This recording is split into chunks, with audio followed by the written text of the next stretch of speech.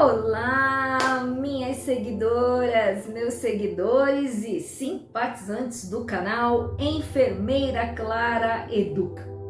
Dando sequência na série Doenças do Sistema Respiratório, hoje vou falar para vocês sobre asma. Isso mesmo, a famosa, conhecidíssima, atualíssima asma, que leva tantas pessoas para o pronto-socorro, pronto atendimento e internações. Então, o que vem a ser a asma? A asma, ela é provocada por uma inflamação das vias aéreas que causam, essa inflamação, ela vai causar o famoso edema, inchaço, até os brônquios e bronquíolos, ou seja, ela vai dificultar a chegada do ar com oxigênio lá nos pulmões. Por quê? Ela vai, essa inflamação, esse processo inflamatório, ele vai gerando esse inchaço, esse edema, que, como vocês lembram da aula que eu dei sobre anatomia e fisiologia do sistema respiratório, então vai ter um edema nos brônquios e nos bronquíolos. E eles são estruturas fininhas, pequenas. Então imagina um inchaço ali. Estreita, deixa muito estreito a passagem do ar. Então o ar tem dificuldade para chegar ali. E com isso, existe também muita produção de muco. Esse processo inflamatório por si só, ele vai produzir secreção. Ele vai produzir muco, o que dificulta ainda mais o processo da respiração, a inspiração, a expiração e a hematose. Lembram-se que a hematose é a troca do gás carbônico pelo oxigênio. Então, a função respiratória pulmonar, ela se torna prejudicada e ela vai prejudicar todo o organismo. Porque lembra, gente, a pequena e a grande circulação. O sangue, ele passa pelos pulmões, ele recebe o oxigênio que vai ser levado para o coração e para todos os órgãos. Se não está havendo essa troca adequada de gás carbônico por oxigênio lá nos alvéolos, porque o ar está tendo dificuldade de chegar, vai causar dano em todo o organismo. Então, sim, a asma é uma doença perigosa, ela precisa ser observada, ser vista e ser tratada. A asma, ela é considerada uma doença crônica. Quando a gente fala em doenças crônicas, são aquelas doenças que não têm cura, que infelizmente não têm cura. E que elas têm períodos de melhora, de estabilidade e períodos de instabilidade. Então agora, a pergunta que vocês devem estar fazendo mas o que causa asma? Eu não quero ter asma, O que causa asma? Então a asma, ela é causada por vários fatores, inclusive genético. Nós temos uma proteína, a alfa-1, que se ela não é produzida, se a pessoa nasce sem ela, a pessoa vai ter probabilidade maior, aumentada de asma, Então também tem esse fator genético. Agora, além desse, mais sério, mais frequente, é o tabagismo e as substâncias que causam irritação dessa parte do nosso sistema respiratório, que conduz o ar até os pulmões.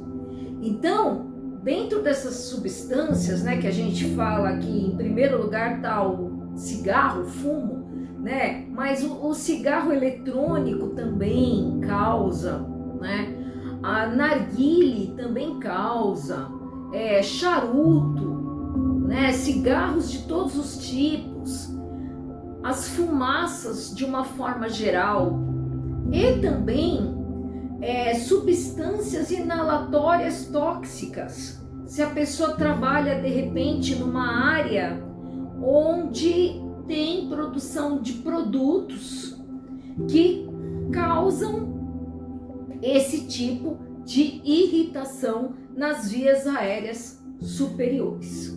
Então, todas essas causas têm que ser levadas em consideração quando a pessoa recebe o diagnóstico de asma. Tá bom, gente?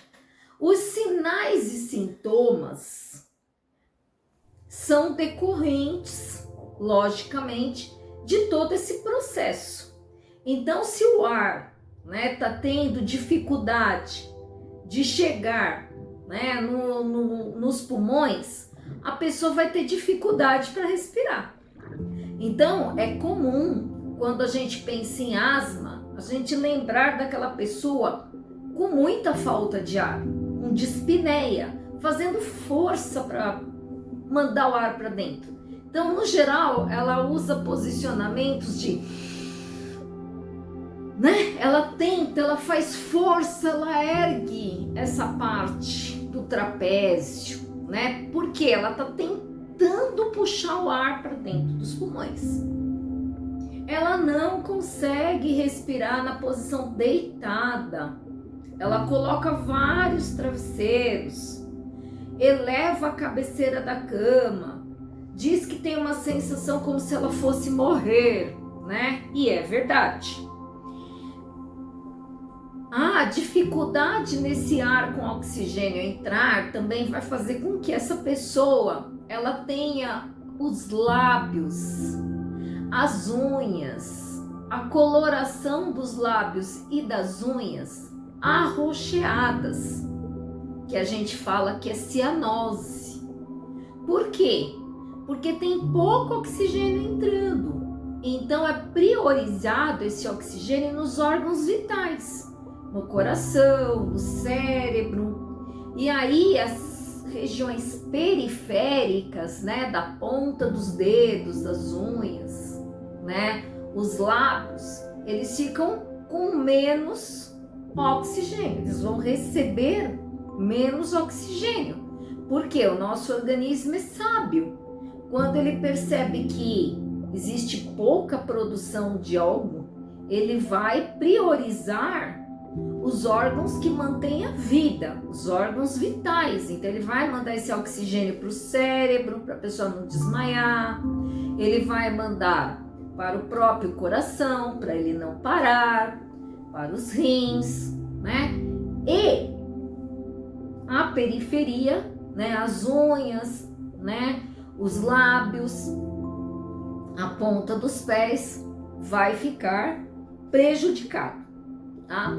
Além disso, nós vamos ter a tosse. Então, na asma, nós temos a presença de tosse, que começa com tosse seca, mas depois ela acaba produtiva.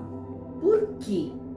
Porque o organismo vai produzir muco como resposta do processo inflamatório. Então, nem sempre vai estar associada na crise asmática o micro-organismo patogênico. Nem sempre tem vírus, nem sempre tem bactéria, nem sempre tem fungo. Porque às vezes foi provocado somente pela inalação de fumaça. A crise foi disparada por uma substância a qual a pessoa é alérgica. Pó, ácaro, pelo, uma região que passou, tá bom, gente? E aí vai desencadear a crise. A crise de asma está muito associada com fatores que causam estresse, né? Ou seja, fator emocional. Então, às vezes, a pessoa passa um nervoso, passa uma crise e aí ela começa a ficar angustiada, ter dificuldade para respirar e ela já tem a asma, então ela vai piorar. Tá certo, gente? Então, os sinais e sintomas são esses, são decorrentes do próprio mecanismo da doença.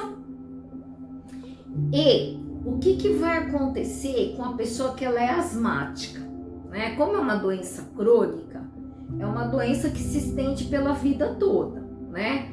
O tratamento é sintomático. Geralmente, uso de broncodilatadores com corticoide, que são as famosas bombinhas, né? Então, o asmático às vezes só sente segurança se ele tá com a bombinha no bolso. Eu tive um colega que ele era corredor.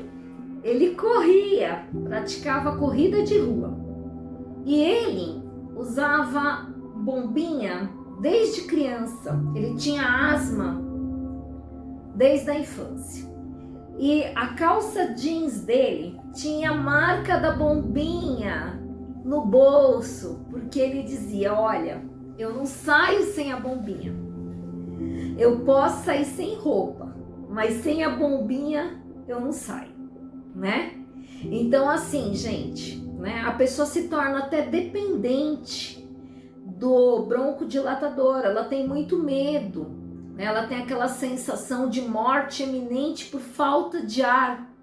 É horrível, né? É realmente uma emergência no pronto-socorro. E aí o que acontece?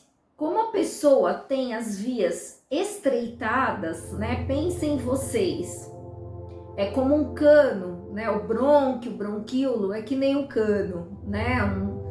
Um caninho. E aí esse cano, né, as paredes dele começam a ficar inchadas, edemaciadas, e o ar passa com dificuldade. Então, se eu, ao escutar, né, o som do peito, eu vou ouvir aquele chiado, semelhante àqueles gatinhos. Por quê? O som vai passar, o ar vai passar de maneira tão estreita dentro dessas vias, né, que o som produzido será um som assim, né? Então é esse som também que eu ouço. Então é muito bom a gente saber disso, porque às vezes, né, a gente está com alguém, está cuidando de alguém, está acompanhando alguém, ou até nós mesmos. E a gente começa com algo assim e a gente, conhecendo os sinais e sintomas, fica mais tranquilo, né? Para você procurar acesso, procurar tratamento, tá, gente? E aí, o que acontece, né? Então, a asma, ela é uma doença crônica. E, como eu disse anteriormente, a pessoa vai ter esses períodos de estabilidade e também de instabilidade. Então, o período de estabilidade, beleza, né? Não precisamos fazer nada, é só viver tranquilo, né? Ou levando a bombinha no bolso, feito esse meu amigo. Agora, quando que eu tenho gatilhos, quando eu tenho desencadeamento de crise de asma?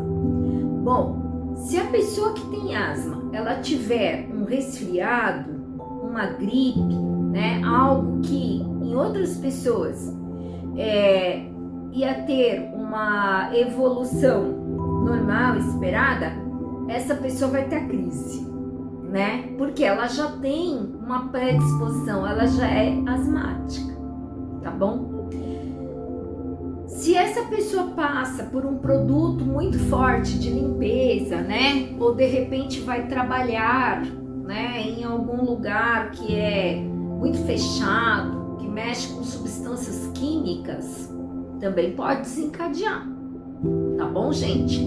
Se esta pessoa fica gripada, se ela tiver aí uma gripe forte, né, causada por um micro-organismo, uma bactéria, um fungo, um vírus potente, essa crise de asma dela vai piorar todo o quadro.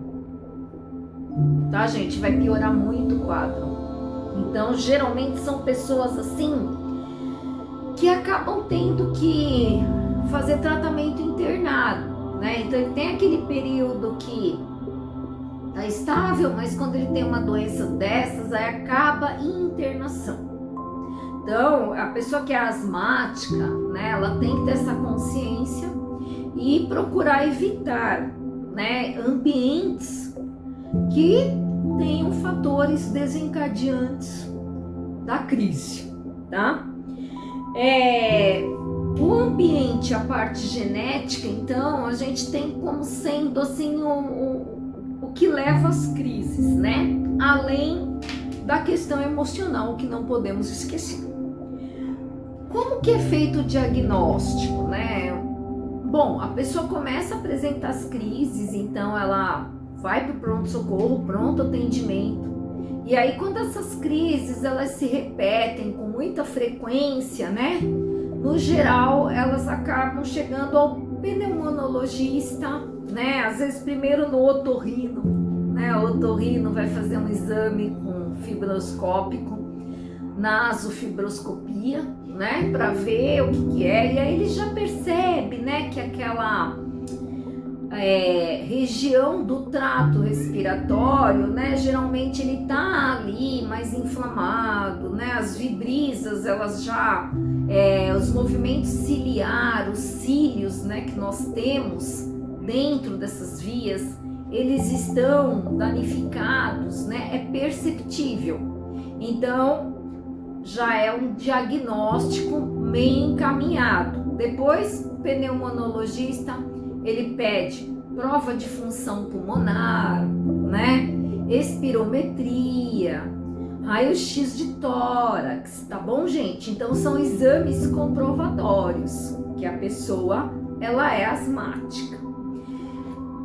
Então, gente, eu espero, né, que tenha sido possível, né, vocês entenderem um pouco sobre a asma com o objetivo, né, de se autoavaliar, de observar e avaliar as pessoas no seu entorno e também buscar ajuda médica logo, né, porque quanto mais crises a pessoa tem, pior vai ficando o sistema respiratório, né? Ele vai ficando um sistema mais cansado, porque a cada crise asmática ele piora. Inclusive, até a musculatura da região torácica, ela sofre muito, a pessoa acaba tendo dor, né? Ela tem aqueles períodos de tosse seca noturna que não a deixam dormir. Isso causa impacto na vida dela. No dia seguinte ela tá muito cansada e assim por diante. Tá bom, gente? Então, para esse vídeo era isso. Beijos e abraços para todos vocês. Até o próximo!